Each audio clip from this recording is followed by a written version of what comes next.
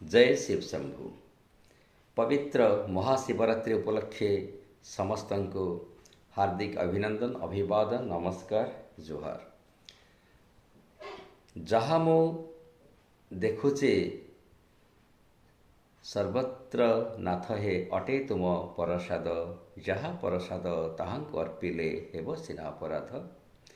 गंगा जलरे गंगा पूजिबा जहाँ आमे तथाकथित नैवेद्य को आम इष्ट को अर्पण करवा से तेणुकरी गोपबंधु कही दूर देवालय जीवा नाही प्रयोजन, निज अंतराल देख फेड़ीन नयन, विजय करिछंती तही स्वयंभू शंकर, हृदय कपिला से तोर बहे प्रेम झर, सुजीवंत होई नीति ज्ञान दीप जाली, शुद्ध भक्ति रस दिय से श्रीपदे ढाली।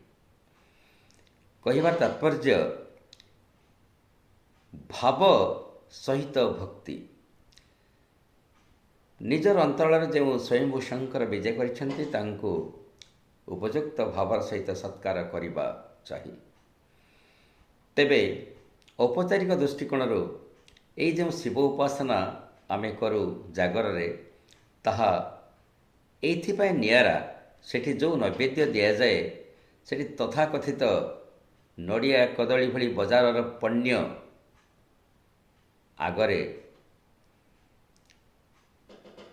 संपूर्ण एक विकल्प विहीन नैवेद्य होचे राति सारा उजागर जनित जो क्लेश शरीर उत्पन्न हुए सेतक श्रद्धांजलि स्वरूप आशुतोष चरण रे समर्पी दिया जाए। कौन सी देवदेवी पाखरे एई भली नैवेद्यर सूचना नहीं, केवल शिवंक पाखरे अच्छे एवं जहाँ को ये अत्यंत श्रद्धार सहित अनेक श्रद्धालु करिथांती। एइथिपाई जागर व्रतर एक स्वातंत्र्य रही एवं एइभली गोटे ऋतु परिवर्तित ऋतुरे झाप्सा शीत होउथिबो, विशेष गरम अनुभूत होई नथिबो। दीप लगे शिवालय परिवेश भक्त मान गहन जो अफुरंत आनंद वर्ष को तमाम वर्ष रे दिने ताहार अवर्णनीय। जाय हो भगवान शिव आमको जो कल्याण करिछंती, कल्याणकारी शिव बोली कह जाए। शिवंकर अर्थ होउचे मंगल। से आमको जो उपकार करिछंती सेथिपाई कृतज्ञता रहिबा आमर कर्तव्य। हुए तो यही गोटे दिन में उजागर आम से कृतज्ञता सामान्यतः दे निजको कृतार्थ करिपरिबा। जेतेबेले भगीरथ स्वर्गर गंगा को आमंत्रण करथिले मर्त्यपुरी को, गंगार प्रचंड धारा रे पृथ्वी खंड विखंडित हो जीवार थिला। भगवान आशुतोष निज मस्तक को समर्पण करथिले से स्रोत को एवं निज जटारे तार प्रचंड स्रोत को बांधि देइथिले, जाफल अपेक्षाकृत कम आघात सहित ताहा भगीरथ को अनुधावन करी तांकर पूर्वपुरुष सगर वंशर पूर्वपुरुष मानक से उद्धार करथिला। ये थिला तांकर उपकार एक। द्वितीय रे एई समुद्र मंथन जनित गरल को से पान करी सृष्टि को प्रलय रक्षा करथिले। तृतीय रे तांकर आत्मज भाव रे आमे जो श्री गणेशंकर उपासना करी कृतार्थ हो अग्रपूज्य लाभ करू। से गणेश से महागणपति, जो महागणपति को स्मरण करथिले स्वयं शिव, से महागणपति को आम आगे एक सहजलभ्य देवता करिकरी देइचंती भगवान शिव निजे। ये समस्त उपकार पाई, ये समस्त कल्याणकर चीज सकाशे आमे प्रभु को कृतज्ञ रहिबा वांछनीय। तेबे शिव उपासनार आउ एक परिवेश सुरक्षा सहित जड़ित यही परंपरा। आमे शिवंक मथारे जल ढाली दौ, क्षीर ढाली दौ। शिव ଜହରକୁ ଖାଇକରି ପୃଥିବୀକୁ ରକ୍ଷା କରିଥିଲେ।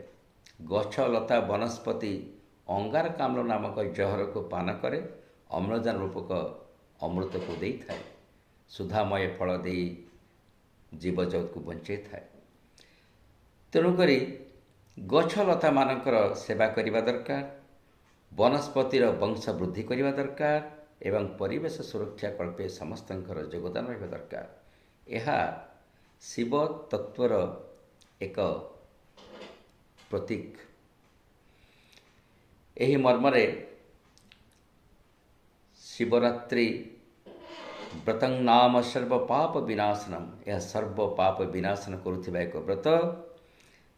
ଏବଂ ଗୋଟିଏ କଥା ସମସ୍ତଙ୍କୁ କହି ରଖେ, ହରବାସରେ ହରିସ୍ମରଣ, ହରିବାସରେ ହରସ୍ମରଣ। ଏହି ଶିବରାତ୍ରି ସମୟରେ ଭାଗବତ କଥା ପାଠ କରିବା, ଗୋବିନ୍ଦ ସ୍ମରଣ କରିବା ବହୁତ ପୁଣ୍ୟ ଫଳ ଦେଇଥାଏ। ଛୋଟିଆ କାହାଣୀଟିଏ କହି ରଖେ। ଗୋଟିଏ ବ୍ରହ୍ମ ରାକ୍ଷସ ଥିଲା। ସେ ମଣିଷ ମାଂସ ଖାଇବା ପାଇଁ ପ୍ରଲୁବ୍ଧ ହୋଇ ଦିନେ ଗଙ୍ଗା କୂଳରେ ଆସି ପହଞ୍ଚିଲା। ସେ ଗୋଟିଏ ନାବିକର ଛଦ୍ମବେଶ ଧାରଣ କରି ଭକ୍ତମାନଙ୍କୁ ବା ବାଟୋଇମାନଙ୍କୁ ନେଇଯାଏ, ମଝି ନଈରେ ସେମାନଙ୍କୁ ମାରି ଖାଇଦିଏ। ଏହା ଭଗବାନ ବିଷ୍ଣୁଙ୍କୁ ଅତିଷ୍ଠ କଲା। ସେଦିନେ ଏକ ସୁଦର୍ଶନ ବ୍ରାହ୍ମଣ, ବାମନ ବ୍ରାହ୍ମଣ ବେଶରେ ଆସି ବାଟୋଇ ରୂପେ ଉଭା ହେଲେ। ତାଙ୍କୁ ଦେଖିକରି ପ୍ରଲୁବ୍ଧ ହେଲା ନାବିକଟି, କହିଲା ଭଲ ବ୍ରାହ୍ମଣ ମାଂସଟି ଆଜି ମୁଁ ଖାଇବି। ତାଙ୍କୁ ନେଇଗଲା। ଠିକ୍ ସେହିଭଳି ମଝି ନଈରେ ତାଙ୍କୁ କିମ୍ଭୂତ କିମାକାର ପ୍ରଶ୍ନ ପଚାରିଲା। ସର୍ତ୍ତ ଥାଏ, ପ୍ରଶ୍ନ ଉତ୍ତର ଦେଇ ନ ପାରିଲେ ତାଙ୍କୁ ସେ ମାରି ଖାଇଦେବ। ସେ ତାଙ୍କୁ ଯେଉଁ ପ୍ରଶ୍ନ ପଚାରିଲା, ହେ ବ୍ରାହ୍ମଣ ଦେବତା, ମୁଁ ସତରେ ଗୋଟିଏ ନାବିକ ନୁହେଁ, ବରଂ ଏକ ବ୍ରହ୍ମ ରାକ୍ଷସ। ମୋ ପ୍ରଶ୍ନର ଉତ୍ତର ଯିଏ ଦେଇ ନପାରେ, ସର୍ତ୍ତ ଅନୁସାରେ ମୁଁ ତାଙ୍କୁ ଖାଇଦିଏ। ବର୍ତ୍ତମାନ ପ୍ରଶ୍ନର ଉତ୍ତର ଦେବାକୁ ଚେଷ୍ଟା କରନ୍ତୁ। ମୋ ଠାରୁ ଅଧିକ ପାପୀ କିଏ? ହସିଲେ। ବାମନ ରୂପୀ ବିଷ୍ଣୁ ଟିକେ ହସିକରି କହିଲେ, ଆଶା ଦତଂ ନ ଦାତବ୍ୟଂ ଦାତରଂ ପରିଚ୍ଛେଦିତଂ ଯସ୍ତୁ ତେ ଭୂୟତେ ପାପଂ ତେନ ପାପଂ ତତୋଧିକଂ। ହେ ନାବିକ, ଯିଏ ଆଶା ଦେଇ କଥା ରଖିନଥାଏ, ସିଏ ତୁମଠାରୁ ଅଧିକ ପାପୀ। ଏବଂ ଯିଏ ଦାନ କରୁଥାଏ, ସାହାଯ୍ୟ କରୁଥାଏ, ସେଭଳି ମଣିଷ ପଣିଆରେ ଯିଏ ବାଧା ସୃଷ୍ଟି କରେ, ସେଇଭଳି ଲୋକ ଏହାଠାରୁ ଅଧିକ ପାପୀ। ସୁତରାଂ ତୁମେ ସେତେଟା ପାପୀ ନୁହଁ। ଏକଥା ଶୁଣି ଆଶ୍ଚର୍ଯ୍ୟ ହୋଇଗଲା ସେହି ନାବିକ ଏବଂ ତାଙ୍କ ପାଦପଦ୍ମ ତଳେ ପଡ଼ିଯାଇ କ୍ଷମା ମାଗିଥିଲା। ଆଉ ଭଗବାନ ବିଷ୍ଣୁ ତାଙ୍କ ସ୍ୱରୂପ ଦେଖାଇ ତାକୁ ସେଠାରେ ମୁକ୍ତି ପ୍ରଦାନ କରିଥିଲେ। ସେହି ଦିନଟି ମଧ୍ୟ ଥିଲା ଫାଲ୍ଗୁନ କୃଷ୍ଣ ଚତୁର୍ଦ୍ଦଶୀ, ହରବାସରେ ହରିସ୍ମରଣ। ହରିଙ୍କର ସେଠାରେ ହେଇଥିଲା କିଛି ଅନୁଷ୍ଠାନ। ଏହି ସମସ୍ତ କଥା ସାଙ୍ଗକୁ ଅନେକ କଥା ରହିଛି। ତେବେ ଏତିକି କୁହାଯାଇପାରିବ, ପ୍ରଭୁଙ୍କୁ କୃତଜ୍ଞତା, ଆଶୁତୋଷ ମହାଦେବଙ୍କ ପ୍ରତି କୃତଜ୍ଞତା ଅବଲମ୍ବନ କରି ଯେଉଁ ଉଜାଗର ପୂର୍ବକ ଉପାସନାଟି ଆମେ କରୁ, ସେଥିରେ ନିଶ୍ଚିତ ଭାବରେ ନିଜର ପ୍ରଭୂତ କଲ୍ୟାଣ ହେବା ସହିତ ଶିବ ମନସ୍କ ମଣିଷ ସମାଜ ନିଶ୍ଚିତ ଭାବେ ସଂସାରର କଲ୍ୟାଣ କରିଥାନ୍ତି। ହର ହର ମହାଦେବ।